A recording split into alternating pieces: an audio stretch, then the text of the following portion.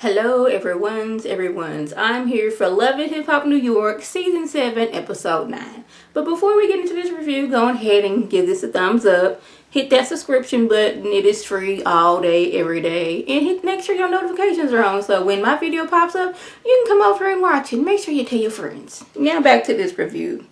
We got CISCO all in his feelings because he didn't got kicked out of the Creep Squad, which I don't know why you're mad. Just why don't they say we don't want to be your friend no more? Like, how you keeping somebody out of the Creep Squad? Because he can still be a creep whether he's with a squad or not.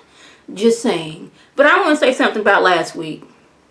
I was all ready to be on CISCO's side because I like y'all like kicking this man out of y'all Creep Squad, which I still think is stupid. Until I, realized you costing Peter money, you doing this, that, and the third. Now back to this episode. He goes down to sit down with Tyra. I guess he figured, hey, she has her issues with Peter. I have my issues with Peter. We can come to be together and be mad at Peter together. Now, at first, it's like, well, you and Peter are friends. You know how Peter is. Until he got to talking about, yes, I did cost him $2,000 on, doing this deal. And I'm not really mad at Peter. I'm mad at Rich, but I'm taking it out on him. And she's looking at him like, you taking money from Peter. Which means you're taking money from me. You know this man got 10 kids, 3 of them with your mind. You taking money from me. And you want me to sit here and feel sorry for you? Really? And you're mad at Rich, so you're taking it out on Peter. I don't know why he thought that she was going to be on his side after listening to what he said. Because I'm sitting there like, I'm dumbfounded about this. I'm like, you want her to be on your side, but you was still taking money, possibly, like, taking money out of her kid's mouth. One child, which is your godson. Like, did this ever cross his mind that, hey, me taking money from Peter is taking money from my own godson? Did CISCO not think this whole thing through? And then you go to Tyra and want to get some sympathy? At first, I was like, why he going to Tyra? Why he go to Amina's his wife. But, like, on the scale of, Peter has no respect for either one of them. But what little respect he has for them both, Tyra, she's always above Amina, even though Amina is the wife. Crazy as it is, but this is their world and they live in it. I couldn't do it, but hey, they do. And I guess at one point he realized, like, maybe this wasn't a good idea because he wanted to get mad and leave, but she was telling him, you stole money from him. Well, you cost him money, and you want me to sit here and feel sorry for your tail? Really? So Papoose and Remy, they go to dinner. She just finished her she was doing a tribute to Missy Elliott. He was so happy for her. He gives her gifts. He gave her a pregnancy test. Cause let him tell her he knows she's pregnant at this very moment.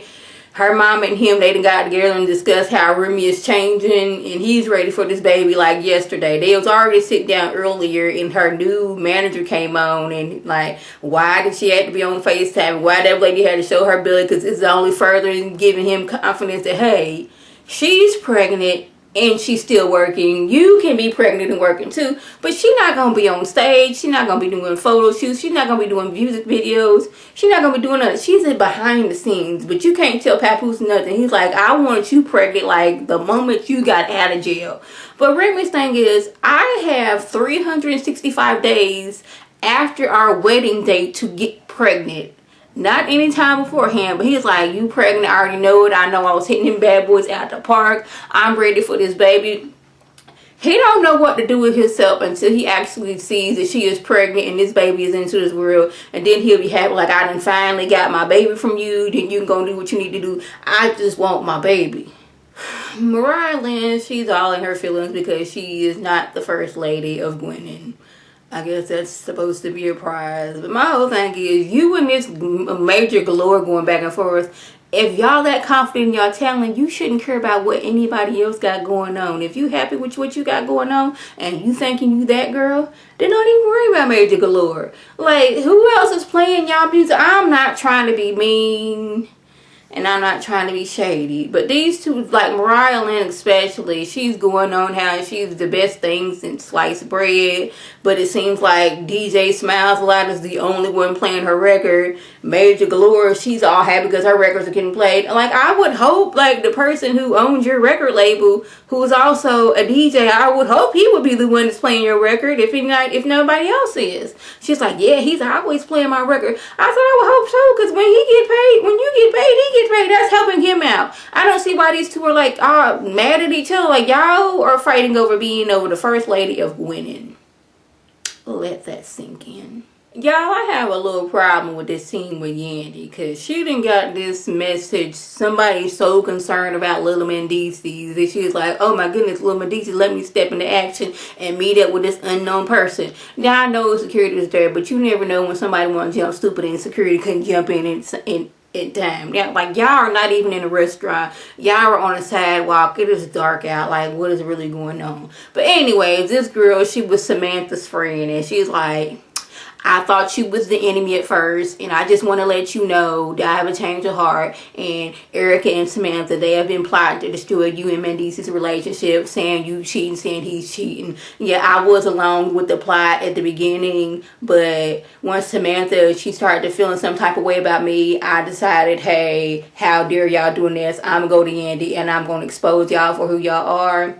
And just to let you know, I do have email evidence of this, and I could send it to you. And I'm like, Eric and Samantha, y'all left a paper trail of evidence so y'all can be exposed? Like, who does that? You just sitting there emailing each other, yes girl, we gonna say this. Y'all not meeting up in person with y'all plotting this? Now, I know plotness is not a word, but if y'all new to my channel, I tend to just make up words at any given time. Like, y'all emailing each other what y'all plot is gonna be to, like, destroy their relationship. Like, who has time for that? Like, who's out there plotting against people? I guess these two are, let her friend tell it. But I'm like, you know better. You was right along with them, plotting along until Samantha got to changing up on you. Then you was like, how dare you guys do that? I'm going to tell Mandy, I'm going to tell Yandy what y'all up to. I'm like, this whole little scene seemed really suspect to me. Starting off with Yandy meeting up with somebody because they said they was concerned about little Mendeecees.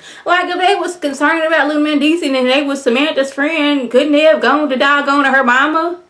They went to you immediately, even though they don't know you. See, that's what the whole scene didn't make sense for me. None at all. Starting off with meeting up with people you don't know. These two leaving doggone it a paper trail of evidence behind to where they can get exposed. Like, you never know when somebody could have hacked into their computer and found all that evidence and exposed y'all. Like, really? Y'all doing all that? It's the night of the Gorgeous Gangsters, like, launch party. And then Snoop, she got all her, singers and rapper up on stage. But Jay, she out in the audience being extra loud. And I was like, that so reminded me one time. I was with my brother and a few of his friends, and we went to this comedy special. And I'm not going to name names, but a certain lady that was with us, she decided, she was drunk, mind you, just like Jay was. She was like, okay, so they won't talk about you and come for you during the comedy special. I'm going to talk real loud. And that's just like Jay was doing. She was like, hey, girlfriend. I can't really scream because my husband's in the other room sleeping. But anyway, she's like, that's my girlfriend. That's my girlfriend. Yeah, go get it. Go. She was just loud for no reason. People looking like, girl, what's wrong with you? I mean, I guess she had a little bit of liquor in her system. So maybe that's why she was loud and a little more buck. Because, she always on like a level 8 out of 10, but when she got that liquor in her system, she was all the way 10. But Snoop, after the performance, homegirl, what is her name?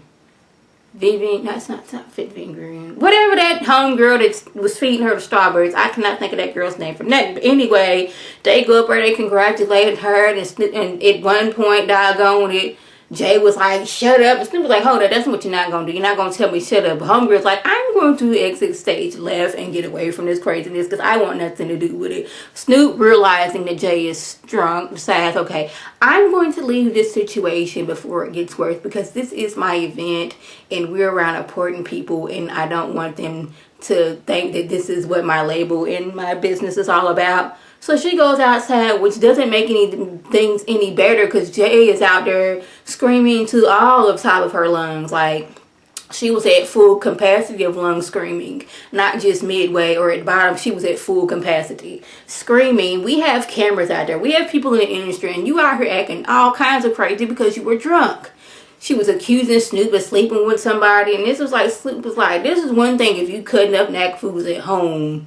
that's in the privacy of our home. But this is my business. You are hurting my reputation, and hurting, potential people are not going to want to work with me because they think this is what my business is about. So I'm going to have to be up out of here, and deuces, we can't do this no more. And I'm like, I'm happy that Snoop made that decision, because if Jay keep on acting like that, that is going to harm your business. Really, CISCO, you've been acting up all this time, messing over your friends because you got things going on in your life, and you ain't told nobody you got things going on in your life. You just, they supposed to just realize this. He's like, you don't know what's going on in my life. Him and Peter didn't already had this other, we gonna fight each other moment, and security broke them up, and then he's like, you don't know what's going on with me. Ain't nobody talking to me about what's going on with me. It's like, you ain't said nothing. How am I supposed to know you going through something if you don't say nothing? It's like, you know, my mom's is dying, I'm hurt, I'm in pain. Him and Peter, they eventually make up, and I guess they friends again. So that was the gist of my review. If I left anything out, by all means, leave a comment or video response. And like I always want to thank my subscribers and the people watch my videos. I want you to like this video, comment, and subscribe, and share this video with your friends on Facebook, Twitter, Instagram, and here on YouTube. This is Lady T signing off. Have a good one.